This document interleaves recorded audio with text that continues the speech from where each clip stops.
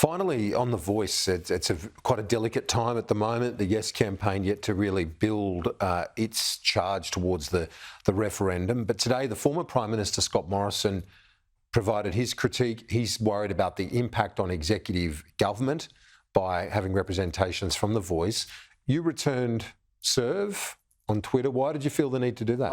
Look, because I was concerned by his contribution. To say that it impacts on executive government, I mean, this is a guy who secretly swore himself into ministries. That's a fundamental undermining of executive government, and I did feel obliged to point that out, that there's a fair bit of hypocrisy going on here. It enhances executive government. As a member of the executive, it would enhance the way we do things. You know, Kieran, we're probably running out of time. I just want to make this point. New Zealand reached a constitutional settlement with their First Peoples in 1840. They guaranteed Maori representation in Parliament in 1867 and have done so since then.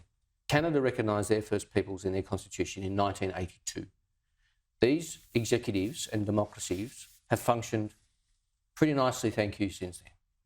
This is Australia's time. It is a terrible gap in our governance architecture that our First Peoples have no enshrined voice to us.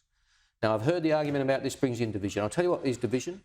It's Indigenous inequality. It's Indigenous death rates being so high. It's low birth weights. It's poor Indigenous outcomes for school completion. That's division. That's racial division. And what we've done up until now has not worked. It is Australia's time to say that and to say to our First Peoples, you send us now, 6 years ago, a message from the heart, and we respond from the heart with a resounding yes vote. Now, yes, the campaign's only getting up and running. I'm confident that the Australian people will respond with the same positivity that our First Nations people reached out to us those 6 years ago from Uluru. Minister Chris Bowen, appreciate your time as always. Thanks. Thanks, Kieran.